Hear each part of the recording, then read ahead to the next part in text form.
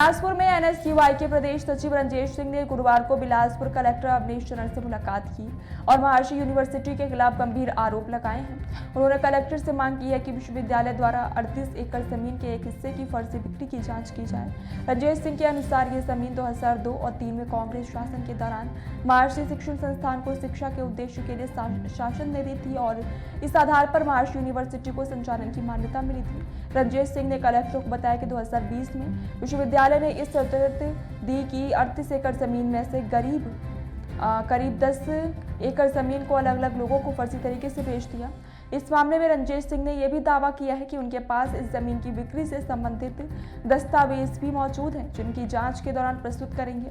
Collector ने इस पूरे मामले की निष्पक्ष और गहरी जांच की मांग की है। जी, मामला महर्षि विश्वविद्यालय का है। 2002-03 में छत्तीसगढ़ राज्य सरकार द्वारा महर्षि विश्वविद्यालय को विश्वविद्यालय खोलने के लिए शिक्षण संस्थान के लिए 38 एकड़ ज़मीन दी गई थी बहतराई स्थित। उस ज़मीन को अभी 2020 में अलग अलग लोगों को टुकड़े टुकड़े में उस ज़मीन को बेच दिया गया, जिसके संबंध में हमने विश्वविद्यालय प्रशासन से पूछा कि आपके पास किसी प्रकार की यूजीसी की या फिर राज्य सरकार की या फिर कोर्ट से किसी प्रकार का आदेश निर्देश है क्या कि आपने ज़मीन को जो बेचा है करके, और या फिर अगर आपकी जानकारी में नहीं है कि आपकी ज़मीन बिक गई है और किसी ने फर्जी तरीके से बेच दिया है तो भी हमें आप अवगत करिए, हम आपके साथ खड़े हो कि इस लड़ाई को लड़ेंगे। क्योंकि ये जो ज़मीन है सरकार द्वारा इस शर्त पे दी गई थी कि आप इसे विश्वविद्यालय के लिए उपयोग करेंगे, ना कि बेचेंगे करके। बावजूद इसके और उसी आधार पर ही उन्हें विश्वविद्यालय का मान्यता प्राप्त हुआ था। जो मापदंड होता है वो मापदंड उस जमीन के आधार पर पूर्ण हुआ था।